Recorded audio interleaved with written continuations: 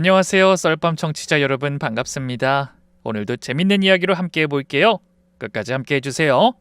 구독과 좋아요 함께 해주시면 더 감사하겠고요. 그럼 시작해보겠습니다. 안녕하세요. 충청북도 어느 동네 물 맑고 공기 좋은 곳에서 평생 흙만 찌며 살아온 68 김말순입니다. 지금 제 손을 보면요, 손가락 마디마디가 굵어질 대로 굵어져 반지는커녕 장갑도 잘 안 들어갑니다. 손톱 밑에는 아무리 씻어도 빠지지 않는 흙물이 들어 거무튀튀하고요. 사람들은 이 손을 보고 고생 많이 하셨네 하며 혀를 차지만 전 한 번도 부끄럽지 않았습니다. 이 거친 손으로 땅 파고 씨 뿌리고 쨍쨍한 뙤약볕 아래서 고추며 깻잎이며 다 가꾸고 그렇게 돈 벌어 내 새끼 하나뿐인 우리 아들 민호를 키웠으니까요. 저희 남편은 민호가 중학교 들어갈 때쯤 지병으로 먼저 세상을 떴습니다. 그때부터 제가 가장이었죠. 새벽 4시면 일어나서 밭에 나가고 해져서 눈앞이 분간도 안 될 때까지 호미질을 했습니다. 허리가 끊어질 듯 아파도 파스 한 장 붙이는 게 그렇게 아깝더라고요. 미련퉁이같이 끙끙 앓으면서도 내 아들 공부하라고 참고서 사는 돈은 아끼지 않고 다 내줬습니다. 그래서 그랬는지 우리 민호는 착하게 잘 자라줬습니다. 학원 한번 제대로 못 보내줬는데 항상 전교 1등이었죠. 학교 선생님들이 제가 흙투성이 장화 신고 찾아가도 버선발로 뛰어나와 아이고 민호 어머니, 민호 우리 학교 보물입니다 보물 하면서 제 손을 꼭 잡아주고 그랬다니까요. 밥을 안 먹어도 배가 부르고 등골 쑤신 것도 싹 잊혀졌죠. 그렇게 든든한 우리 아들이 저기 서울 있는 명문대에 합격했을 땐 온 세상을 다 가진 것 같았습니다. 평생 그렇게 큰 돈을 써본 적이 없는데 너무 기뻐서 온 동네 사람을 다 모아놓고 잔치도 했다니까요. 말순이 내가 해낸겨? 저 과부떼가들이 개천에서 용났네 그려. 동네 사람들이 저마다 한마디씩 하고 갔죠. 부러움 섞인 그 칭찬에 입이 찢어지도록 웃고 어깨를 활짝 펼 수 있었습니다. 어디 나란 일하는 사람이 훈장 받은 것 마냥 아주 뿌듯하고 기쁘더만요. 그렇게 좋은 학교 잘 다닌 우리 아들은 대학 졸업하고 번듯한 대기업에 취직했습니다. 회사 들어가서도 어찌나 악착같이 일하던지 입사하고 몇 년은 명절 빼곤 얼굴 보기도 힘들 정도였죠. 전화 통화할 때마다 어머니 저 오늘도 야근이에요. 이번 주말에도 출근해야 해요 하는데 그 목소리가 쩍 갈라져서 안쓰러워 죽겠더라고요. 그래도 엄마 나 이번에 동기들 중에 제일 먼저 승진했어요 하면서 웃는 목소리를 들려주면 또 얼마나 대견하던지. 시골 출신의 가난한 홀어머니 밑에서 죽도록 공부만 했는데 그래도 버젓이 좋은 직장에서 쑥쑥 승승장구하니 안쓰럽기도 하고 참 기특했습니다. 근데 딱 하나 걱정되는 게 있었습니다. 아들 나이가 30이 다 되어가는데 당최 여자 얘기가 없는 겁니다. 동네 사람들은 민호는 언제 국수 먹여주나 하고 성화인데 제가 조심스럽게 너 만나는 아가씨 없냐? 선이라도 볼래? 물어보면 얘는 막 손사래를 쳤어요. 에이 어머니 지금 일이 얼마나 바쁜데 연애는 무슨 연애예요. 나중에 자리 잡으면 다 생겨요. 걱정 마세요. 하고 픽픽 웃기만 했죠. 지 생각이 없는 걸 어쩌겠어요. 우리 아들 일 욕심 많아서 잠깐 한참 뒤에나 가려나 보다 하고 그냥 체념하고 있었죠. 아니 그러더니만 어느 날엔 불쑥 웬 처자를 하나 달고 내려왔더라고요. 이름은 양지은이라고 했는데 딱 보니 애가 참하고 고와 맘에 쏙 들었습니다. 요즘 애들 같지 않게 화장도 연하고 옷차림도 수수한 게 단정하고 예쁘더라고요. 처음 만났을 때 그 애가 밭일하던 제 손을 수줍게 잡더니 어머니 민호씨 훌륭하게 키워주셔서 정말 감사합니다. 고생 많이 하셨다고 들었어요. 이렇게 말하는데 아이고 됐다. 이 아가씨다. 틀림없이 내 며느리다 싶었습니다. 그냥 마음이 사르르 녹아내리더라고요. 그렇게 이후로는 술술 진행이 됐죠. 사돈댁 형편이 썩 넉넉하진 않았지만 어차피 우리도 피차 비슷하니 따질 것 없이 애들만 잘 살면 된다고 마음을 모았습니다. 그래도 며느리에게 뭐라도 해주고 싶은데 그러지 못하니 아주 편치 않았죠. 그런 제 마음을 읽었는지 우리 며느리가 먼저 다가와 그러더라고요. 어머니, 전 거창한 거 다 필요 없어요. 그냥 민호 씨랑 어머니랑 오순도순 살면 돼요. 그런 말을 들으니 어찌 안 예쁘겠어요. 그렇게 둘이 오붓하게 식을 올리는데 패백할 때 며느리 절 받으면서 제가 얼마나 울었는지 모릅니다. 이제 나도 딸 생겼다. 든든한 내 편 생겼다 싶어서요. 그 뒤로도 얼마나 잘했는지 명절이면 명절, 생일이면 생일 한 번도 빠지지 않고 꼬박꼬박 내려와 어머니 어머니 하고 따르는데 아유 언제부터는 무뚝뚝한 아들놈보다 우리 며느리가 훨씬 예뻤습니다. 돌아보면 그 시절 제 마음은 참 편안했습니다. 이제 내 고생 다 끝났구나. 내 할 일 다 했으니 난 이제 소일이나 하고 편하게 살다 가면 되겠다. 그렇게 생각했었죠. 그런데요. 딱 3년 전에 우리 아들이 갑자기 연락도 없이 불쑥 내려오더라고요. 평소 같으면 대문 밖에서 차 소리가 나자마자 어머니 하고 꾀꼬리 같은 며느리 목소리가 담장을 넘어와야 하는데 그날따라 차문 닫는 소리만 쿵 하고 무겁게 들리대요.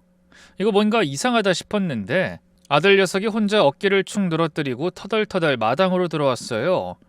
근데 애 얼굴빛이 흑빛입디다. 늘상 둘이서 껌딱지 마냥 붙어다니던 인꼬 부부였는데 명절이고 주말이고 이 애들이 한 번도 따라온 적이 없었는데 아들이 세상 다 산 사람 마냥 어두운 얼굴로 나타나니 제 가슴이 콩알만해졌죠. 순간 오만 가지 생각이 다 스치더라고요. 혹시 둘이 크게 싸웠나? 이혼한다고 온 건가? 아니면 지은이가 어디 크게 아픈가? 혹시 집에 무슨 우환이라도 생겼나? 헐레벌떡 뛰어나가 아들 팔뚝을 붙들고 다급하게 물었습니다. 야 민우야, 지은인, 너 왜 혼자 와? 무슨 일 있어? 왜 이렇게 얼굴이 반쪽이야? 근데요, 우리 아들이 방으로 들어가더니 날더러 좀 앉아보래요. 그러곤 냅다 제 앞에 무릎을 탁 꿇더니 하는 말이 어머니, 저 회사 그만두고 싶어요.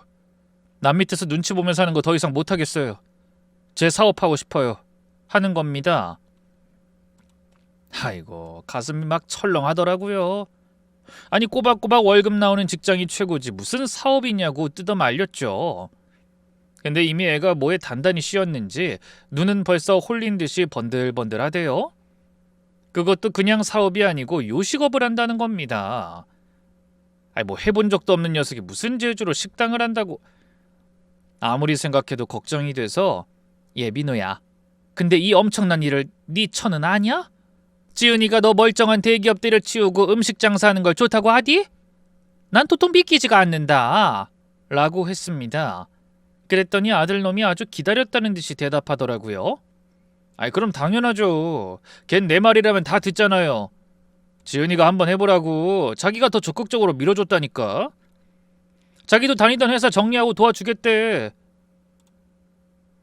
둘이서 죽기 살기로 해서 어머니 호강시켜 드리자고 그랬다니까요. 그 말에 제가 할 말을 잃었죠. 그 순하고 착한 며느리가 지 남편 뜻을 못 꺾었구나. 그런 마음이 먼저 들었습니다. 남편이 저리 원하니 어쩔 수 없었겠죠. 그게 참 마음이 쓰리면서도 한편으론 둘이 합심했다니 안심이 되기도 하고. 마음이 복잡해진 제가 주저하고 있으니까 아들이 냉큼 틈새를 파고들었습니다. 엄마가 몰라서 그래. 진짜 기가 막힌 아이템 있다니까요. 그거 내가 다 알아서 할 거고 엄만 종잣돈만 좀 주면 돼. 내가 서울 마포 쪽에 자리도 받았어. 엄마 딱 3억만 도와주세요. 내가 2년 안에 2배 아니 3배로 불려드릴게. 우리 엄마 평생 흙바닥에서 고생만 하셨는데 내가 다 보상할게. 우리 엄마 사모님 소리 듣게 해드릴 테니까 걱정 딱 붙들어 매요. 아이고 3억이라니. 그게 뭐 누구 집 애 이름입니까? 기가 차더라고요. 사모님은 무슨. 난 그런 거 다 필요 없다 했습니다. 그저 네가 남들처럼 따박따박 월급 받고 아프지 말고 빚 안 지고 사는 게 내 소원이다 그랬죠. 아니 사업이라는 게 어디 쉽습니까? 그게 다 살얼음판 걷는 건데 혹여나 그 큰 돈으로 장사하다 잘못돼서 빚이라도 지면 어쩌나.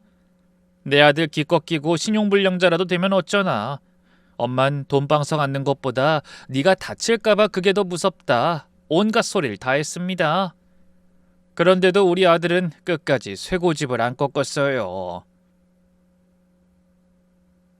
1시간쯤 그러고 있으니 저도 마음이 약해지더군요.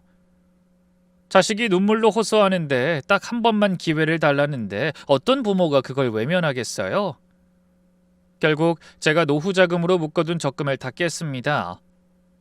대출도 끌어모아 받았고 아는 친척들한테 하나하나 아쉬운 소리 해가며 돈 빌리고 딱 3억을 만들어줬어요. 그게 다 제 피와 살이나 다름없는 돈이었죠. 은행 창구에 갔는데 심장이 어찌나 쿵쾅거리던지 직원이 김말순 고객님 아드님 계좌로 3억 원 이체합니다. 맞습니까? 하고 묻는데 목구멍에서 내 소리가 잘 안 나오더라고요. 손이 달달 떨려서 비밀번호도 2번이나 틀렸습니다. 그렇게 우여곡절 끝에 돈을 다 보내고 은행문을 나서는데 다리가 후들거려 걷질 못하겠더군요. 은행 앞 화단턱에 주저앉아 한참을 멍하니 있었습니다. 평생 허리 한번 못 펴고 모은 내 전 재산, 내 목숨줄 같은 돈인데 이거 잘못되면 큰일 나겠다 싶어 덜컥 겁도 나고 눈물이 핑 돌더라고요. 넋이 나간 채로 집에 돌아와 냉수 한 삽을 들이키고 있는데 저녁 나절에 우리 며느리한테서 전화가 왔습니다. 여보세요? 하고 받자마자 숨 넘어가는 울음소리가 들리는 겁니다. 아가, 지은아? 너 왜 오냐? 무슨 일 있어?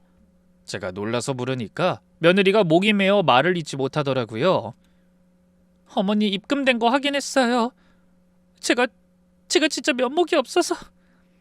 어머니가 그 돈 어떻게 모으신 건데 그게 어떤 돈인데.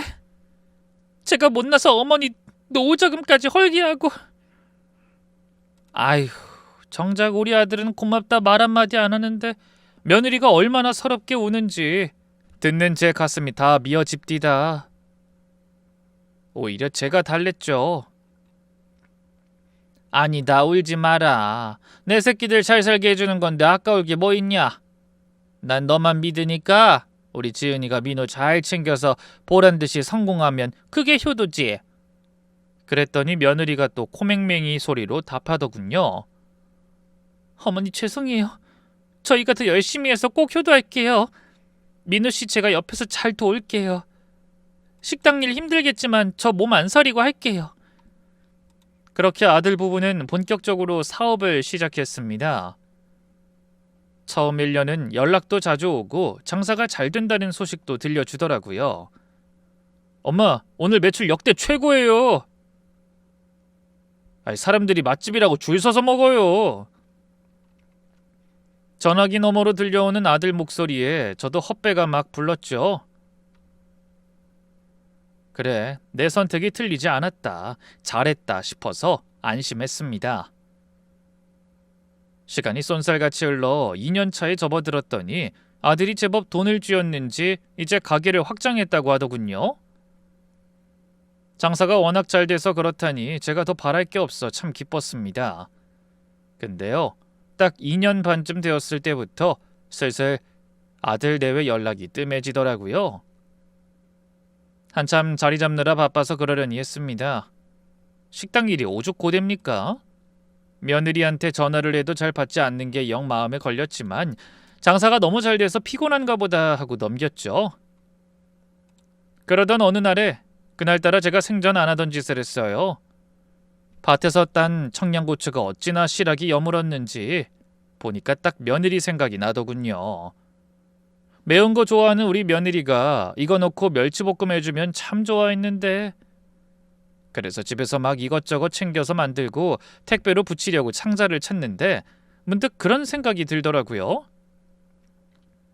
겸사겸사 한번 올라가 볼까? 가서 애들 일손도 좀 거들어주고 얼굴도 보고. 노인네가 주책인가 싶었지만 장사가 잘 돼서 확장했다는 애들 식당도 내 눈으로 한번 보고 싶고 아들 며느리 보고 싶은 마음을 누를 길이 없어 결국 새벽 첫차에 몸을 실었습니다. 양손이는 갓 짠 참기름, 볶은 깨, 겉절이, 우리 며느리 좋아하는 온갖 밑반찬을 바리바리 싸들고 말이죠. 그래도 애들 볼 생각에 무거운 줄도 몰랐습니다. 으리으리한 서울 강남터미널에 내려 택시를 잡아탔습니다. 어디로 가달라고 해야 가깝나 하다가 기사님한테 그 내비게이션인가 하는 거에 우리 아들 식당 이름을 바로 찍어봐달라고 했습니다. 괜히 우리 아들 가게라서요 하고 슬쩍 덧붙이고요. 근데 그 기사님이 백미러로 내 얼굴을 힐끔 보더니 거기가 아들 가게라고요? 라고 하더라고요. 이야, 그쪽 아무나 식당 못할 텐데 땅값이 워낙 비싸가지고. 또 그런 말을 들으니까 괜히 제 어깨가 으쓱하더라고요. 주책 맞다고 생각하면서도 그 기사님한테 우리 아들과 며느리 자랑을 한참 늘어놓으면서 차를 타고 갔습니다. 마음이 어찌나 뿌듯하던지요.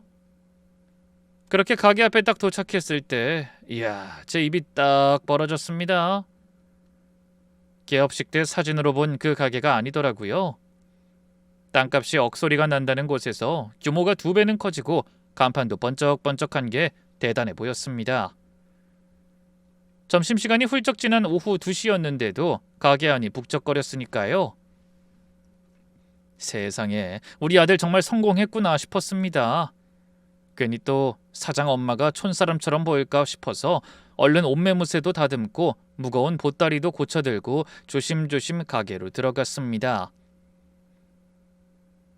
어서오세요. 몇 분이세요? 젊은 알바생들이 인사를 하다 멈칫하더라고요. 이런데 올 사람이 아니다 싶었는지 자기들끼리 눈을 맞춰가면서요. 제가 그 아가씨 중 한 명을 잡고 저기 우리 아들이 여기 사장인데 하고 막 말을 하는데 안쪽에서 우리 아들이 딱 나오더라고요. 그럴싸하게 쫙 빼입은 게 보기에도 제법 사장님같이 폼이 납디다. 아이고 민호야. 너무 반가워서 저도 모르게 목소리가 커졌습니다. 그 소리에 아들이 깜짝 놀라 절 돌아보더라고요. 근데 그 표정이 반가움이라곤 눈꼽만큼도 없이 꼭 무슨 귀신이라도 본 것처럼 사색이 됐더라고요. 어머니? 아니 연락도 없이 여기까지 웬일이에요? 아들이 허둥지둥 달려오는데 뭔가 느낌이 이상하다 싶었습니다. 이놈이 반가워서 달려온 게 아니라 지 엄마가 가게 안으로 들어올까봐 미리 막으려는 것 같았습니다. 영 찜찜했지만 최대한 표정을 감추고 태연하게 말했습니다. 아이 너희들 놀래켜주려고 그랬지. 전화하면 바쁘다고 오지 말라 할까봐. 이거 봐라. 엄마가 우리 며느리 좋아하는 겉절이랑 고추 좀 따왔다. 지은이는 주방에 있냐? 제가 주방 쪽을 기웃거리려는데 아들이 제 팔을 꽉 잡더니 저를 끌어내더라고요. 힘이 어찌나 센지 팔뚝이 막 저릿하게 아플 정도였어요. 엄마, 지은이 오늘 몸살기가 있어서 집에 일찍 보냈어요. 가게 확장하고 나니까 너무 바빠서 무리했나봐. 그래? 아이고 몸도 약한 애가. 그럼 내가 집에 가서 죽이라도 끓여줘야겠네. 집 비밀번호 알려주면 내가 가본마. 아니요. 아니 엄마도 진짜. 곤란한 듯이 막 손을 내젓는 우리 아들. 표정엔 짜증이 잔뜩 묻었더라고요. 뭘 또 지은이를 들여다봐. 그냥 쉬게 놔두세요. 어머니 가시면 또 지은이가 신경 쓰여서 못 쉬어요. 일단 나가요 어머니. 여기 손님들 식사하시는데 방해돼요. 아들은 제 등 떠밀기에만 급급했습니다. 어찌나 서운하던지 시골에서 올라온 늙은 어미가 흙 묻은 보따리 들고 서 있는 게 그렇게 창피하고 못 보여줄 꼴인가 싶었습니다. 그런데 그때 주방 쪽에서 누가 또각또각 구두 소리를 요란하게 내면서 걸어오더라고요. 바쁜 식당에서 누가 구두 소리를 내나 싶었는데 왜 낯선 여자가 서서 저를 빤히 보대요? 얼핏 보니 나이가 우리 며느리랑 비슷하거나 좀 많아 보이는데 차림새가 아주 기가 막혔습니다. 몸매가 훤히 드러나는 딱 붙는 빨간 원피스에 굽은 엄청나게 뾰족하고 손톱은 온갖 색으로 칠해가지고 아주 요란했습니다. 얼굴은 분칠을 두껍게 덕지덕지 발라서 허옇고 머리 아픈 향수 냄새가 진동을 하고요. 그 여자는 절 보더니 미간을 찌푸리며 아주 자연스럽게 아들의 팔짱을 끼더군요. 자기야, 이게 무슨 소란이야? 손님들 쳐다보잖아. 순간 제 귀를 의심했습니다. 자기야? 지금 저 여자가 내 아들한테 뭐라고 한 거지? 그쪽은 누구예요? 대기 누군데 우리 아들한테 자기라고 부르는 거예요? 어? 제가 떨리는 목소리로 물었더니 아들이 사색이 되어 중간에 급하게 끼어들었습니다. 어머니 인사하세요. 이쪽은 우리 식당의 총괄 매니저예요. 그게 가게가 커지면서 홀 관리할 사람이 필요해서 아무튼 아주 능력 있는 사람이에요. 그러면서 그 여자에게 눈짓을 마구 보내더군요. 어머니 오해하시겠다. 호칭 조심하고 빨리 인사드려. 우리 어머니야. 그 다음엔 믿을 수 없는 일이 벌어졌습니다. 세상에, 그 여자가 절 아래 위로 쓱 훑어보더라고요. 무슨 더러운 물건을 보는 것처럼 눈빛이 아주 지저분했습니다. 그러더니 콧방귀를 핑 끼면서 그냥 고개만 까딱하는 겁니다. 그 무례한 태도에 기가 막혀 말문이 막히더군요. 지 어미를 이리 대하는 여자 앞에서 아들이 나사 빠진 놈처럼 그 여자 눈치를 실실 보는 건 더 황당했고요. 넌 입이 없어? 어? 네 엄마가 이런 소리 듣는데 가만히 있어? 아들은 반쯤 정신이 나간 놈처럼 어쩔 줄 몰라 하더군요. 아예 제 팔을 잡고 저를 가게 밖으로 거의 끌어내다시피 했습니다. 엄마 제발요. 일단 나가 계세요. 제가 저녁 장사 준비만 해놓고 바로 나갈게요. 저기 앞 카페에 가 계세요. 네? 아들은 제 손에다 5만원권 지폐 몇 장을 막 쥐어주더니 등을 마구 밀었습니다. 고생고생해서 귀하게 키운 내 아들이었는데 아들의 손에 쫓겨나듯이 식당문 밖으로 밀려나니까 눈물이 날 것 같았습니다. 거기 카페에서 맛있는 거 시켜서 드시고 계세요. 금방 갈게요. 유리문이 닫히고 저는 가게 밖에 덩그러니 남겨졌습니다. 몇 발짝 걷다가 돌아봤더니 환한 식당 안에서 그 여자가 아들의 셔츠깃을 만지작거리면서 뭐라고 중얼거리는데 아들은 굽실거리며 그 여자 눈치를 보고 있더군요. 그런 건 아무리 둔한 노인네라도 알 수 있었습니다. 저건 사장과 직원의 관계가 아니죠. 누가 봐도 꼬리치는 여자의 넋 빠진 사내놈 아니겠어요? 내 아들이 바람이 났구나. 심장이 미친 듯이 쿵쾅거리고 손발이 벌벌 떨려 제대로 서 있을 수도 없었습니다. 비참하게 가게 앞 화단턱에 주저앉아 멍하니 보따리만 바라보고 있었죠. 심지어 아들이랑 옥신각신하면서 한쪽이 다 풀어져서는 반찬통이 떨어지기 직전이었습니다. 아무리 생각해도 좀 전에 본 풍경이 믿어지지 않았습니다. 내가 지금 뭘 본 거지? 우리 며느리는 어디 가고 저 여자는 대체 뭐지? 바로 그때였습니다. 어머님, 등 뒤에서 누가 절 부르더라고요. 깜짝 놀라 뒤돌아보니 아까 가게 안에서 우리가 실랑이 하는 걸 보던 중년 여자였습니다. 가게 유니폼을 입고 앞치마를 두르고 있는데 얼굴에 화장기 하나 없이 수수한 게 우리 며느리랑 인상이 비슷했어요. 누구세요? 저 여기 식당 다니는 사람인데요. 주방 담당 최 실장이에요. 어머님 많이 놀라셨죠? 그분이 주위를 두리번거리더니 제 손을 잡아 끌더라고요. 우리는 컴컴한 골목 안쪽으로 들어갔습니다. 어머님, 며느리 보고 싶으시죠? 며느리 지금 집에 없어요. 아픈 거 아니에요. 그게 무슨 소리예요? 그럼 지은이가 어디 갔다는 거예요? 아드님 몰래 저 좀 따라오세요. 지금 바로 가야 해요. 저 믿고 따라오셔야 해요. 어디를 가는데요? 제가 주저하니 그 최 실장이란 분이 딱 멈춰서더니 목소리를 깔더라고요. 어머님 며느리가 아파서 쉰다는 거 다 거짓말이라고요. 쫓겨나서 못 들어간 지가 언젠데. 그게 무슨 말 같지도 않은 소리요. 우리 지은이가 왜 쫓겨나? 그 참한 애가 왜? 쫓겨난다뇨. 우리 며느리가 왜 쫓겨납니까? 순간 가슴이 철렁 내려앉아 숨도 못 쉬겠더라고요.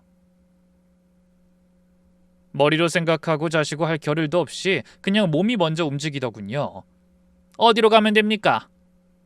최 실장은 제 보따리를 확 낚아채가지고 큰 길로 나가서 지나가는 택시를 잡았습니다. 그리고는 기사 양반한테 다짜고짜 영등포 쪽방촌으로 가자고 부탁했습니다. 영등포 어디요? 쪽방촌? 우리 아들 집은 마포 아파트인데 왜 거기로 가요? 택시가 출발하니 그제야 그분이 저한테 기막힌 이야기를 쏟아내더군요. 어머님, 마음 단단히 잡수세요. 놀라서 쓰러지시면 안 돼요. 아까 보신 그 여자 매니저 아니고 사장님 내연녀예요. 둘이 눈 맞은 지가 벌써 1년도 넘었어요. 며느님은 지금 영등포 쪽방촌에서 힘들게 생활하고 있고요. 뭐라고요? 눈앞이 캄캄해지고 숨이 턱하니 막혀서 아무 말도 안 나오더라고요. 내 아들이, 그 순하고 착하던 내 아들 민호가 바람이라니. 그것도 1년이 넘었다니. 그 여자 강남 화력의 출신이에요. 사장님이 가게 확장하면서 돈 좀 만지니까 딴 생각이 났는지 도박판에 기웃거리다가 그 여자한테 딱 걸려든 거예요. 처음엔 손님으로 왔다가 이제 가게 안방마님처럼 들어앉은 거고요. 아이고 세상에, 아이고 세상에. 억장이 무너지고 통곡이 터져 나오려고 했습니다. 그럼 우리 며느리가 쪽방촌에 있다는 거예요? 저놈 바람난 것도 다 알고? 그랬더니 최 실장이란 사람 눈에 그렁그렁 눈물이 고이더군요. 그게요, 어머니, 지은 씨가 다 알고 따지다가 두 사람이 크게 싸우고 사장님한테 맞았어요. 얼마 전이었어요. 맞아? 누가 맞아? 내 아들이 며느리를 때려요? 말문이 막혀있는 저를 다독이면서 그분이 계속 이야기를 이어갔습니다. 그뿐만이 아니에요. 사장님이 그 여자한테 미쳐서 가게 돈이며 뭐며 다 갖다 바치고 가게 명의도 반은 그 여자 앞으로 돌려놓겠다고 각서까지 썼대요. 며느님한테는 의부증이다, 정신병이 있다 마구 몰아세우고요. 이혼 소송하고 싶어 하는데 뜻대로 안 되니까 며느님이 정신적으로 문제가 있다고 계속 뒤집어 씌우나 봐요. 그러다 지은 씨가 옷 한 벌 못 챙겨서 맨몸으로 쫓겨난 거예요. 아이고, 이 천벌을 받을 놈들이. 내가 자식을 잘못 키웠어. 내가 죄인이요. 택시 안에서 저는 소리 죽여 꺽꺽 울었습니다. 내 아들이 괴물이 되어버렸습니다. 서울 가서 성공하라고 보냈더니 사람이 아니라 악마가 되어 있었던 겁니다. 최 실장 그분이 제 손에 꼭 붙들고 같이 울어주더라고요. 어찌 이런 은인이 있나 싶었더니 자기도 남편에게 꼭 같은 일을 당해서 우리 며느리가 당하는 일을 차마 넘기지 못했다고 그럽디다. 지은 씨가 참 착하더라고요. 사장님한테 뺨 맞고 주방 구석에서 울면서도 시어머니 걱정하신다고 몇 번을 그러더는데 그냥 제 마음이 다 부글부글 끓어서는 우리 어머니 좋은 며느리 어디 쳤는데 아무 사정 모르고 계시니까 제가 도저히 그냥 못 넘어가고 이렇게 오지랖을 부리고 그랬네요. 아유, 무슨 말을 그렇게 해요. 오지랖이라니 당치도 않아요. 이 미련한 늙은이 눈뜨게 해준 생명의 은인이지. 그쪽 아니었으면 난 그저 아들놈 돈 잘 번다고 히히덕거렸을 거 아니에요. 정말 고마워요. 내 이 은혜는 죽어서도 안 잊을 테니까 그런 말 말아요. 진심이었습니다. 제가 그분 손을 잡고 얼마나 좋아하렸는지 몰라요. 정말 하늘이 도왔다 싶었으니까요. 택시는 휘황찬란한 서울 시내를 지나가더니 점점 더 어둡고 좁은 골목으로 들어갔습니다. 해도 저물어서 깜깜한데 무섭더라고요. 따닥따닥 붙은 판잣집에 퀴퀴한 냄새가 진동하는 쪽방촌이라는데 뉴스에서나 본 것 같은 이런 동네에 오게 될 줄 꿈에도 몰랐습니다. 택시에서 내리고 최 실장을 따라 미로 같은 골목을 한참 걸어 들어갔습니다. 가로등도 없이 어두컴컴하고 소변 찌린내가 코를 찌르는 어느 반지하 단칸방 앞에서 최 실장이 멈춰 서더라고요. 그분이 녹슬어서 벌겋게 변한 철문을 톡톡 두드렸습니다. 지은 씨, 나야, 최 실장. 문 좀 열어봐. 어머님 모시고 왔어. 문 열어. 안에서 부스럭거리는 소리가 들리더니 문이 열리고 우리 며느리 얼굴이 보였습니다. 근데 그 얼굴이, 아이고, 제가 어찌나 놀랐는지 양손에 들고 있던 것도 다 떨어뜨리고 그냥 그 자리에 철푸덕 엎어졌습니다. 아이고, 내 새끼. 아이고, 우리 예쁜 며느리가. 네가 왜 이러고 있니? 이게 정녕 내 며느리란 말입니까? 통통하니 보기 좋던 볼살은 온데간데 없고 뼈만 앙상하게 남은 해골 같은 얼굴에다가 한쪽 눈은 멍이 빠지고 있는지 푸르딩딩하고 입술도 터져서 딱지가 덕지덕지 앉아 있었습니다. 그냥 사람 꼴 같지가 않더라고요.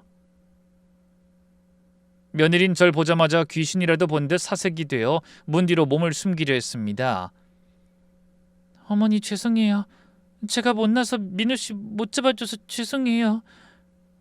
지가 잘못한 게 뭐가 있다고 저한테 사과를 하는데 제가 딱 미치겠대요. 그냥 그 몸을 끌어안고 동네 다 떠나가라 엉엉 울었습니다. 아이고 내 새끼야, 이게 무슨 꼴이냐? 내가 잘못했다. 애미가 죽일 년이다. 미안하다 아가. 한참을 서로 부둥켜 안고 울고 나서야 겨우 정신을 차렸습니다. 며느리가 지내던 단칸방을 보니 기가 막히더라고요. 좀 전까지 먹고 있었는지 다 불어터진 컵라면 하나가 덩그러니 놓여 있었는데 뭐 세간이랄 것도 없고 벽지에 검은 곰팡이가 뒤덮인 거기서 우리 며느리가 혼자 버티고 있었던 겁니다. 제가 하도 기가 막히고 속이 터져서 그 앙상한 며느리 등짝을 냅다 찰싹 때렸습니다. 이 미련한 것! 네가 친정이 없냐 부모 형제가 없냐? 이 꼴을 당하고도 왜 친정에다 말을 안 해? 차라리 친정에 가서 다 이르지. 어? 왜 여기서 죄인처럼 숨어서 이 청승을 떨고 앉았어? 왜? 그랬더니 이 착해 빠진 것이 제 손을 꼭 부여잡으면서 눈물 범벅이 든 얼굴로 꺽꺽대며 그럽디다. 민호 씨 정말 잘못될 수도 있고 어머니께서 평생 고생해서 귀하게 키운 아들인데 그 가게도 어머니 전 재산 다 들어간 가게라서 제가 어떻게든 민호 씨 정신 차리게 해보려고 했어요. 근데 잘 안 되더라고요. 세상에, 지가 맞아 죽게 생겼는데 시어머니 가슴 아플까봐 입을 다물었다니요. 이 바보 같은 것을 어쩌면 좋습니까? 그래서 여기서 숨어 지낸 거냐? 갈 데가 없어서? 며느린 힘없이 고개를 끄덕였습니다. 기가 막히더라고요. 내 아들이 그런 괴물이 되었다니, 짐승만도 못한 놈이 됐다니. 그때였습니다. 제 주머니에 넣어둔 핸드폰이 징징하고 요란하게 울려대기 시작했습니다. 꺼내보니 액정에 우리 아들 4글자가 뜨는데 세상에, 그 글자만 봐도 심장이 벌렁거리고 피가 거꾸로 솟는 것 같았습니다. 뻔하지요 뭐. 가게에다 늙은 놈이 버려두고 지들끼리 낄낄거리다 보니 노인네가 안 보여서 이제야 찾는 거겠죠. 제가 당장이라도 전화를 받아 야 이 천하의 몹쓸 놈아! 네가 사람이냐? 네 차를 저꼴로 만들고 밥이 넘어가더냐? 하고 고래고래 소리를 지르려고 통화 버튼을 누르려는데 옆에 있던 최 실장이 기겁을 하고 제 손목을 탁 낚아채는 겁니다. 어머니, 지금은 모른 척하세요. 사장님은 이미 그 여자한테 잔뜩 홀려서 아무것도 못해요. 지금 가서 난리쳐봤자 어머니만 힘드실 거예요. 가슴이 찢어지는 것 같았지만 그때 저를 보던 그 여자 독한 눈빛이며 쩔쩔매던 아들놈을 생각하니 충분히 그럴만 하겠다 싶었습니다. 일단 전화를 무시하고 그럼 무슨 방법이라도 있겠냐고 물었더니 그분이 그러더라고요. 어머니, 사실은요, 저도 남편 놈한테 이거랑 똑같이 당했었거든요. 바람나서 저 내쫓고 위자료 한 푼 안 주려고 별짓 다 하더니 그 인간이랑 그 사장님이 하는 짓이 어쩌면 그렇게 판박이던지 제가 지은 씨 볼 때마다 옛날 제 생각나서 남 같지가 않더라고요. 그래도 혹시 나중이라도 소송하게 되면 증거라도 될까 싶어서 주방 뒤편에서 저것 때 쑥덕거릴 때마다 제가 몰래 녹음을 좀 해뒀어요. 최 실장은 자기 핸드폰을 꺼내 녹음한 음성을 들려주더라고요. 아들과 그 여자와의 적나라한 대화 내용이 고스란히 흘러나왔습니다. 자기야, 근데 당신 엄마한테 받은 3억 그거 차용증 썼어? 아니, 무슨 차용증. 노인는 그런 거 모르지. 그냥 아들 준다고 생각하지 빌려준다고 생각 안 해. 어차피 돌아가시면 다 내 건데 뭐. 증여세나 안 내게 잘 처리해야지. 그럼 자기 이혼만 잘하면 우리 그 돈은 강남에 아파트 사는 거지? 빨리 이혼 도장 좀 찍게 해. 질질 끌지 말고. 걱정 마. 변호사가 알아서 조져준대. 위자료는커녕 걔가 나한테 줘야 할 판이야. 그년 미친년 만들어서 빈털터리로 쫓아낼 거야. 세상에. 나를 노인네라고 부르는 아들의 목소리에 가슴이 갈갈이 찢겨나가는 것 같았습니다. 배신감이라는 단어로는 부족했습니다. 내 배 아파나 내 피를 말려가며 키운 자식이 날 저렇게 생각하고 있었다니. 전 울고 있는 며느리 손을 꼭 잡았습니다. 최 실장, 지은아, 잘 들어라. 내 오늘부로 김민호 그놈 어미 아니다. 그놈은 내 자식이 아니라 내 돈 훔쳐간 도둑놈이고 내 딸 괴롭힌 범죄자다. 내 아들 아니다. 심장이 쿵쾅거리고 손이 사시나무 떨리듯 떨려 전화기 들 힘도 없었지만 저는 목소리를 가다듬고 아들에게 전화를 걸었습니다. 당장이라도 야, 이 천하의 불효자식, 네가 어찌 나한테 이러냐? 하고 고래고래 소리를 지르고 싶었지만 지금 제가 흥분하면 이를 그르친다고 수십 번씩 되뇌었습니다. 억지로 목소리를 가다듬고 속에서 치밀어 오르는 피눈물을 꿀꺽 삼키면서 통화 버튼을 눌렀습니다. 엄마 어디에요? 민호야, 엄마 지금 터미널이다. 그냥 내려가마. 네? 벌써요? 아니 엄마 아까 그걸로 마음 상해서 그러시는구나. 내가 다 해명할게. 응? 하지만 전화기 너머로 들리는 아들의 목소리에는 서운함은커녕 안도감이 묻어났습니다. 너 솔직히 말해봐라. 좀 전에 그 여자랑 무슨 사이니? 아니 엄마 그거는 일단 나중에 내가 다 설명할게. 그럼 늦었으니까 내려가시고 나중에 내가 전화할게요. 아들은 대충 얼버무리고는 황급히 전화를 끊더군요. 이제 어쩔까. 저는 멍하니 앉아있다 며느리에게로 눈을 돌렸습니다. 나 오늘 못 내려간다고 이 방에서 며칠 자겠다고 선언했죠. 우리 며느리가 막 손사래를 치면서 어머니 안 돼요 너무 누추해요 라고 하더라고요. 누추하긴 뭐가 누추해. 내 새끼가 여기서 먹고 자고 했는데 애미가 못 잘 게 뭐 있어. 그리고 배 안 고프냐? 금강산도 식후경이라는데 밥부터 먹자. 밥심이 있어야 싸우든지 말든지 할 거 아니냐. 막 반찬 보따리를 풀려는데 방안 꼴이 먼저 눈에 들어오더군요. 곰팡이가 슬어 얼룩덜룩한 벽지에 바닥엔 먼지가 뽀얗고 이 꼴을 하고 밥이 목구멍으로 넘어가겠냐. 비켜라, 청소부터 하자. 방구석에 처박혀있던 걸레를 찾아다가 물에 적셔 바닥을 훔치기 시작했습니다. 무릎 꿇고 바닥을 빡빡 문지르는데 눈물이 자꾸 바닥으로 뚝뚝 떨어집디다. 남의 집 귀한 딸한테 이게 무슨 짓인가 싶어서 막 가슴이 무너지는 겁니다. 억장이 무너져서 눈물을 뚝뚝 쏟으니 또 며느리가 찔끔찔끔 울더라고요. 그걸 보는 최 실장도 덩달아 울고 여자 셋이서 아주 청승을 떨었습니다. 한바탕 방을 뒤집어 엎고 나니 좁은 방이지만 그나마 사람 사는 데 같아지더군요.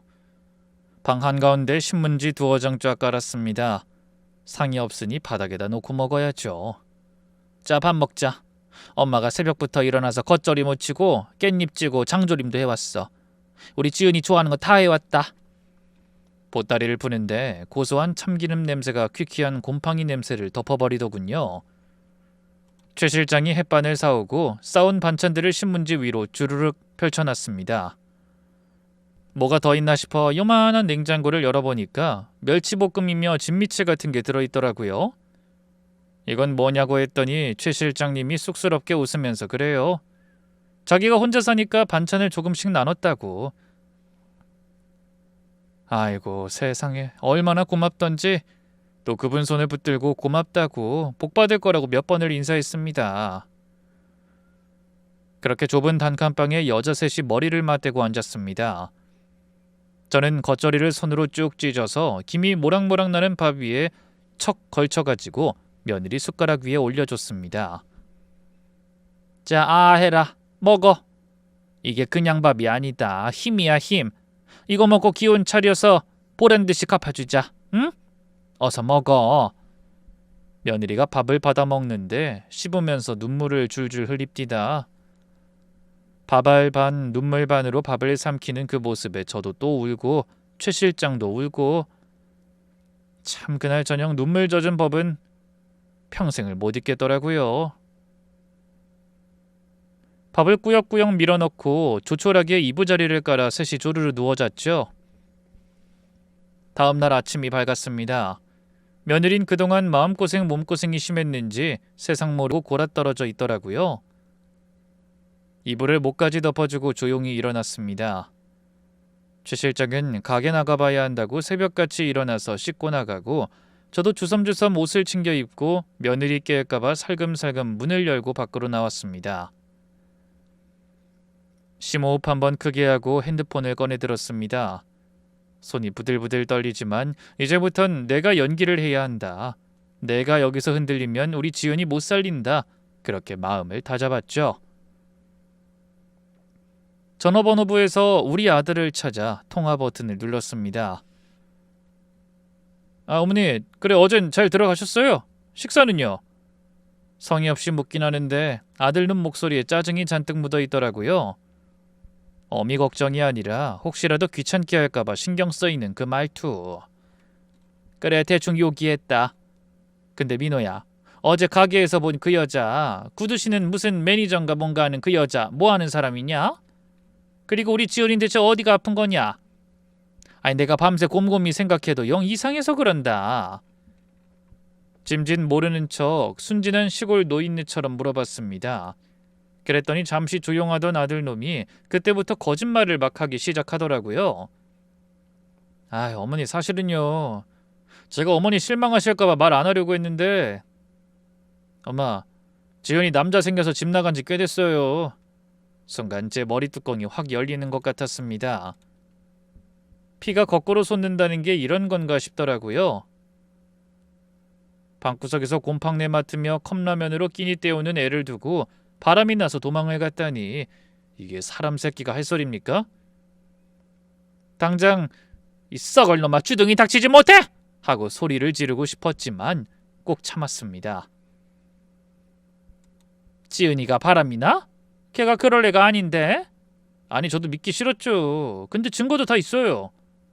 식당 일 힘들다고 투덜대더니 손님으로 온 남자랑 눈이 맞아서 가게 돈까지 훔쳐서 달아났어요. 제가 그래서 지금 이혼 소송 준비하고 있어요. 어머니 충격받으실까봐 말 못한 거예요. 아주 소설을 씁디다. 소설을 써. 어쩜 저렇게 숨쉬듯이 거짓말을 하는지 제가 알던 내 아들 민호가 맞나 싶어 소름이 끼치더군요. 어디 못된 귀신이라도 들린 건 아닐까. 그런 걱정을 하며 일단은 내키지 않는 장단을 맞춰줬습니다. 내가 사람을 잘못 봤구나. 걔가 그렇게 참한 얼굴을 하고 뒤로 호박씨를 깠단 말이냐? 그러니까 양지은이 그럴 줄 내가 알았나? 나 너무 힘들었어 엄마. 그랬구나. 딱딱해진 어미 목소리를 알아차리지도 못하고 아들은 지 좋을 대로 마구 떠들어대더군요. 사실 엄마, 어제 그 매니저라는 친구가 저 힘들 때 많이 도와줬어요. 지은이 도망가고 가게 엉망진창된 거 수습해주고 워낙 능력 있는 친구라 성격이 좀 까칠하고 직설적이라 그렇지 나쁜 사람 아니에요. 일 하나는 끝내주게 잘해요. 지 조강지처는 도둑년 만들고 꽃 빼면 능력 있는 여자라고 지켜세우는 꼴이라니 속이 문드러지는 것 같았습니다. 그래, 네가 오죽 힘들었으면 그랬겠냐. 애미가 멀리 있어서 아무것도 모르고 미안하다. 아니에요. 어머니가 뭐가 미안해요. 양지은이 나쁜 년이지. 그건 그렇고 민호야, 엄마가 어제 서울 올라갔던 건 사실 너한테 할 말이 있어서 그랬다. 저는 어제 밤 늦게까지 생각했던 이야기를 꺼냈습니다. 아들과 그 여자가 틀림없이 관심을 보일 만한 가짜 소식이었죠. 너 우리 집 뒤쪽 길 알지? 그쪽에 큰 도로가 하나 나는데 군청에서 사람들이 나와서 측량하고 갔어. 우리 집 뒤쪽 마당 약간하고 밭이 다 도로 부지에 들어간대. 네? 도로요? 그럼 보상금 나오겠네? 아들 목소리가 살짝 들뜨는 게 느껴집니다. 그래, 그게 생각보다 액수가 꽤 크더라. 뭐 엄마가 돈 쓸 데가 있냐? 나중에 나 가고 나면 다 네 거지. 나중에 주마. 그럼요, 알겠어요. 말론 그저 알겠다고 하면서도 아들은 어떻게든 저를 꼬드겨 그 돈을 받고 싶은 게 티가 났습니다. 아니나 다를까? 엄마, 어제 오셨다가 식사도 못하고 그냥 가셔서 마음이 얼마나 안 좋았는지 아세요? 다음 주는 어때요? 우리 어머니 오시면 내가 못한 아들 노릇 제대로 할게요. 상다리 부러지게 대접할 테니까 올라오셔요. 아님 내가 엄마 보러 내려갈까? 됐다. 내가 서울로 가는 게 낫지. 너 장사하느라 바쁠 텐데. 그래요. 그럼 다음 주에 오셔요. 그때 양지은이 얘기도 좀 자세히 해드릴게요. 그리고 강 매니저도 같이 만나줘 뭐. 그 친구 정식으로 소개하고 싶어요. 아들은 어떻게든 그 여자와의 관계를 인정받고 싶은 듯 했습니다. 그러자며 전화를 끊는데 속이 쓰리더군요. 그 이후 일주일 동안 저는 서울에서 아들과 그 내연녀를 만날 준비를 했습니다. 최 실장도 휴가를 내고 저와 같이 있어줬죠. 늙어서 아무것도 모르는데 최 실장이 자기 일처럼 도와준 덕분에 아들을 대면할 준비를 잘 갖출 수 있었습니다. 아들을 만나기로 한 날, 저는 터미널에서 온 척하며 택시를 타고 다시 아들네 식당으로 향했습니다. 식당 앞에 도착하니 아들이 문 앞까지 나와 목을 빼고 기다리고 있더군요. 제 눈치도 안 보는지 옆에 그 화려한 여자는 대놓고 아들놈의 팔짱을 끼고 서 있었고요. 그 간사한 눈이 절 보자마자 반짝거렸습니다. 어머님, 먼 길 오시느라 얼마나 고생하셨어요. 진작 말씀하시지. 그럼 제가 차로 모시러 갔을 텐데. 우리 어머님 피부가 너무 고우세요. 시골 분 같지가 않으셔. 속으론 이 늙은이 언제 죽나 했으려니 뭐라도 빼먹어 보려고 알랑거리는 걸 다 아는데 말이죠. 아들의 차를 타고 미리 예약했다는 식당으로 갔습니다. 제법 화려한 중국집이었는데 아들이 예약한 자리는 복도 끝에 작은 별실이었습니다. 저는 자리에 앉자마자 바로 핸드백에서 두툼한 서류 봉투 하나를 꺼내들었어요. 아들과 여자의 의아한 표정을 바라보며 그걸 내려놨죠. 나 지금 목구멍에 밥 넘기러 온 게 아니다. 밥 먹기 전에 이거부터 같이 이야기하자. 너희 주려고 가져왔다. 꼭 돈이 든 것처럼 보이는 두껍고 묵직한 봉투가 테이블 위에 탁 놓인 순간 아들이 입을 떡 벌리더라고요. 아니 어머니, 이런 걸 겁도 없이 가방에 넣고 다니면 어떡해요? 그냥 계좌로 보내시지, 위험하게. 그게 보상금이라고 생각했나 봅니다. 조금만 생각하면 그 돈을 지금 받았을 리 없다는 걸 알 텐데. 아들놈이며 옆에 여자며 시뻘건 눈깔이 봉투에 딱 달라붙어서 떨어질 줄을 모르대요. 저는 그냥 시골 노인네들이 할 법한 소리로 둘러댔죠. 아이고야, 너 뉴스도 안 보냐? 요즘 세상에 믿을 놈이 하나도 없단다. 은행에 넣어두면 뭐 보이스피싱인가 뭔가 하는 놈들이 싹 다 빼간다고 동네 이장님이 신신당부하더라. 차라리 내 품에 안고 오는 게 낫지. 그래서 내가 청심환 하나 먹고 벌벌 떨면서 들고 왔다. 아유, 어머니도 참. 그래도 잘하셨어요. 제가 잘 받아서 관리할게요. 아들도 그 옆에 여자도 눈이 반짝반짝 해가지고는 연신 맞장구를 쳐댔습니다. 맞아요, 어머님. 요즘 은행도 못 믿죠. 역시 어머님이 현명하시네. 자기야, 얼른 확인해봐. 어머님이 고생해서 가져오셨는데. 그럴까? 그래서 이게 얼마라고요? 되게 두껍네. 아들이 떨리는 손으로 봉투를 집어들었습니다. 손끝이 파르르 떨리는 게 아주 감격에 겨운 모양입디다. 지 마누라 내쫓고 받은 돈이라 생각하니 더 좋은가 보죠? 열어봐라. 네가 평생 잊지 못할 거다. 아주 뼈에 사무칠 거야. 제 말에 아들은 에이, 어머니도 참 하면서 봉투 입구를 찍 찢듯이 열었습니다. 그리곤 그 안을 들여다보지도 않고 내용물을 식탁 위에 확 쏟아부었습니다. 아마 5만원권 돈다발이 우르르 쏟아질 걸 기대했겠죠. 하지만 그 안에서 나온 건 돈다발도 통장도 아니었습니다. 우수수 쏟아진 하얀 서류는 최 실장이 챙겨둔 세금 떼먹은 증빙서류, 그리고 우리 며느리가 맞아서 전치 몇 주가 나온 상해 진단서, 그리고 최 실장이 싫다는 며느리를 어찌저찌 데려가서 경찰서에 접수했다던 가정폭력 신고 내용, 그리고 결정적으로 3억을 빌려줄 당시 썼던 차용증이었습니다. 그때 우리 며느리가 가족지간이라도 이런 건 꼭 써야 한다고 밀어붙였었죠. 아들은 그깟게 모자지간이 중요하냐고, 정 마음에 걸리면 네가 내 인감으로 하든가 하고 며느리에게 떠넘겨놓고 고스란히 잊어버린 듯 했습니다. 엄마? 이게 뭐예요? 식탁 위에 어지럽게 흩어진 종이들을 보던 아들은 어쩔 줄을 모르더라고요. 급하게 종이 한 장을 집어들었는데 그게 하필이면 상해 진단서였습니다. 아니 엄마, 이게 뭐냐니까요? 이거 양지연이 시켰어요? 걔가 이렇게 하래요? 엄마, 이런 거 할 줄 모르잖아. 누가 이런 거 시켰냐고? 아들의 손이 사시나무 떨듯이 부들부들 떨렸습니다. 옆에 있던 여자도 눈을 부라리면서 종이를 낚아채더니 냅다 욕부터 하더라고요. 이것들이 그 입 닥치지 못해? 자리에서 벌떡 일어나 있는 힘껏 식탁을 내리쳤습니다. 제 손에 그릇이 튀어 오르고 물컵이 엎질러져서 물이 마구 쏟아졌죠. 내가 널 어떻게 키웠는데 힘들 때 고생한 조강지천 두들겨 패고 곰팡이 피는 쪽방에 가더나? 그러고도 네가 사람이냐? 애미 등골 빼먹은 돈으로 저런 여자랑 히히낙낙해? 어머니, 그게 아니라 오해예요. 그거 다 엄마한테 헛소리한 거예요. 정신병 있어서 자기가 자해한 거라고요. 차라리 그때 빌기라도 했더라면 제 마음은 조금은 약해졌을지도 모르겠습니다. 근데 우리 아들놈은 끝까지 발뺌하면서 오히려 며느리에게 모든 걸 뒤집어 씌우려고 하더군요. 헛소리! 내가 니들이 짜고 노는 녹음도 내가 다 들었다! 불쌍한 양지은이 쫓아내고 이혼 소송하라고?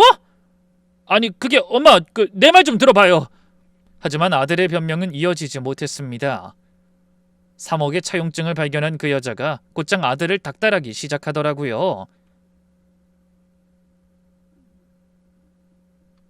저기 김민호, 이거 뭐야? 차용증 안 썼다며? 여자가 눈을 부라리면서 마구 소리를 지르는데 대강 들어보니 우리 아들이 그쪽에도 빚을 진 듯했습니다. 이 나쁜 놈아, 너 나한테 사기쳤어? 내가 4천 땡겨준 것도 네가 말아먹었잖아, 어? 직원이 찾아와서 좀 조용히 해달라고 부탁하는데도 여자는 미친 사람처럼 소리를 질러댔습니다. 은정아, 잠깐만! 두 연놈은 싸우도록 내버려두고 저는 처참한 마음이 되어 자리를 털고 일어났습니다. 여기 더 있어봐야 내 자식 추해지는 꼴만 보겠다 싶어 빨리 나가고 싶더라고요. 여기 나는 밥 안 먹고 갈 테니까 식사는 물려도 돼요. 어쩔 줄 모르는 직원한테 그렇게 말하고 나서는데 아들이 자리를 박차고 뛰어나와서 제 바짓가랑이를 붙들고 늘어지더라고요. 어머니, 엄마, 내가 잘못했어요. 한 번만 봐주세요, 네? 엄마, 나 그 돈 없어요. 못 갚는다고. 그럼 나 감옥 가야 돼. 엄마 아들 전 가져야 된다니까? 엄마 하나뿐인 아들이잖아요. 내가 그토록 지극정성으로 키워낸 내 아들이 나이도 먹을 만큼 먹을 놈이 울먹울먹 하는데 심장이 터질 것 같더라고요. 하지만 거기서 마음이 약해질 순 없었습니다. 다 내 업보고 내가 아들을 잘못 키워 이런 일이 생겼으니 마무리도 내가 지어야죠. 저놈 사람으로 키운 줄 알았는데 괴물을 만들었으니. 그래서 더 차갑게 말했습니다. 못 갚아? 그럼 감옥 가야지. 네 각시 때린 것도 벌받고 죗값 다 치르거라. 난 그렇게 해서라도 네가 사람이 되었으면 한다. 지금 내 가슴이 얼마나 피눈물 나는지 네가 알긴 하니? 엄마! 아들이 울부짖고 고함을 쳤지만 저는 뒤도 안 돌아보고 바로 식당을 박차고 나왔습니다. 밖에서 데리러 온 최 실장이 조용히 절 태워다 줬죠. 한강변에 가서 한참을 눈물 흘리다가 그대로 며느리가 기다리는 집으로 돌아갔습니다. 괴로운 내 마음을 아는지 우리 며느리도 한참을 울더라고요. 그날 이후 사건은 일사천리로 진행되었습니다. 돈을 끌어모아서 실력 있는 변호사를 모시고 도움을 받았죠. 최 실장님이 그 변호사와 같이 고생을 많이 해줬습니다. 그 덕분에 며느리가 당한 억울한 일들 하나도 빠짐없이 조목조목 다 밝혀낼 수 있었죠. 이 법이라는 게 참 냉정한 줄만 알았는데 우리 편에 서주니 그만큼 든든한 것도 없더라고요. 그 과정에서 어미로서 부끄럽고 가슴 아픈 일이 참 많았습니다. 못난 아들 때문에 고개를 못 들겠더군요. 도박 문제도 심각하고 주위에 얼마나 빚을 많이 졌는지 나쁜 일은 손도 안 대고 사는 모범생인 줄 알았는데 내 아들이 아닌 남인 것 같더라고요. 결국 몇 차례의 재판 끝에 우리 아들은 교도소에 수감되고 말았습니다. 막상 아들이 교도소에 갔다는 얘기를 들었을 땐 손이 벌벌 떨리고 가슴이 다 내려앉았습니다. 그래도 어쩌겠습니까? 내가 사랑하고 아끼던 우리 아들은 죽었다고 생각하고 나는 내 인생을 살아야 한다고 몇 번을 생각했죠. 지금도 같은 마음으로 버티며 살아갑니다. 최근에 저는 우리 며느리랑 같이 삽니다. 시골 읍내에 작은 반찬 가게를 열었는데 나름대로 신바람 나게 일하고 있습니다. 저는 요리를 하고 야무진 우리 며느린 가게를 관리하고요. 얼마 전에는 최 실장님도 서울 생활 정리하고 내려와 있습니다. 남들이 보기엔 낯설겠지만 시어머니와 며느리 그리고 중년 여성 한 명, 이렇게 우리 세 사람이 자매처럼 또 모녀처럼 서로 의지하며 잘 살고 있습니다. 가끔 교도소에서 아들의 편지가 옵니다. 어머니 잘못했습니다. 보고 싶습니다. 하지만 전 답장하지 않아요. 아직은 아닙니다. 그 아이가 진심으로 뉘우치고 새 사람이 되어 나올 때까지 기다려야죠. 그게 어미로서 줄 수 있는 마지막 사랑인 것 같습니다. 어찌저찌 대충 넘어갔더라면 내 아들은 아직도 세상 천지 나쁜 놈이었을 테고 나는 귀한 딸을 평생 고통 속에 살게 했을 겁니다. 그러니 후회하진 않습니다. 비록 내 가슴은 찢어지게 아팠고 평생 잊지 못할 상처가 되었지만 돌아보니 그럴 가치가 있었다 싶습니다. 혹시라도 지금 저처럼 자식 문제로 혹은 말 못할 가정사로 속 썩고 계신 분들이 있다면 절대 혼자 끙끙 앓지 말고 용기를 내셨으면 좋겠습니다. 썩은 살은 도려내야 새살이 돋고 아픈 곳은 터뜨려야 낫는 법이라는 걸 겪어보니 알겠더라고요. 시골 할머니의 별것 아닌 이야기지만 이렇게라도 후련하게 털어놓고 나니 참 시원하네요. 지금까지 충무 모 지역에서 인생 2막을 살아가는 김말순이었습니다. 긴 사연 들어주셔서 감사합니다.